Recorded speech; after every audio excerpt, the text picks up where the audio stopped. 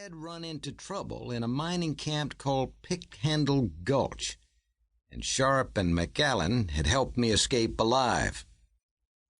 Dr. Dooley was only a few years older than me, but he affected the image of a rumpled and seasoned doctor. Our friend Jeff Sharp had been to Europe and South America, worked mines, driven a stage, bossed cattle drives, and acted as an agent for a New York importer. Now in his early 50s, he had settled on a career as a wealthy mine owner, although he dressed and acted more like a range boss. We both knew what Dooley meant when he said he was going. 3 days ago, a band of Utes had snatched a 14-year-old girl who had been exercising her colt in Mancos Valley near Mesa Verde. The kidnapping had caused a stir, and newspapers demanded that the men in the community track down the renegades and recapture the girl. Everyone in southwest Colorado was up in arms. The more reasonable citizens wanted the Utes brought to justice and publicly hanged. But most people just wanted instant punishment. A few rambunctious hotheads had already formed makeshift posses and raced into the San Juan Mountains, intent on being town heroes. One posse had taken time to provision properly, recruit a half-breed that spoke the Ute language, and get a mountain tracker to join the group. This same posse had asked Dooley to ride along with them in case the girl needed medical assistance.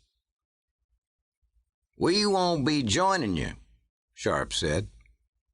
"A telegram from Captain McAllen asked us to wait for him. He says he'll be here in 3 days, and you men might be gone for weeks." "No matter. Grant has recruited plenty of men." Bob Grant had organized this posse. I didn't know him well, but he seemed to be a take-charge man. "How many?" I asked. "At least a dozen. The Utes are rumored to number only about 6. "Something's wrong with this whole incident," Sharp said with a distracted tone.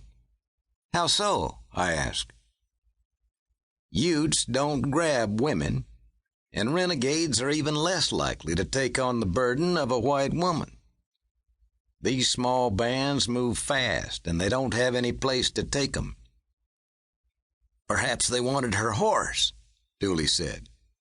"They'd take the horse all right, but they would have left her in the sage to fend for herself. The whole episode doesn't make sense." None of us said anything more, so Dooley stood. "I gotta get." He started toward the door, but had a thought. "Is McAllen coming because of this girl?" "Doubt it," Sharp said. "No one's mentioned Pinkertons. We think it's personal." "Well, if you need me, send a rider." Dooley charged out without waiting for a reply. Sharp looked troubled. "What's on your mind?" I asked. "You talk to this Bob Grant much?" "You don't like him?" "Too slick." Sharp stepped into the kitchen to fill his coffee cup from a pot on the stove. We were staying at a boarding house in Durango because we couldn't rent private rooms in Silverton. The hotels and houses there put 2 or more men to a room, usually in the same bed. After a major gold or silver strike, it didn't take long for saloons, prostitutes, and decent food to gather round the newly rich miners to siphon off a share of their wealth. In fact, Durango had grown up as a farming, ranching, and lumbering community to supply Silverton. That looked about to change.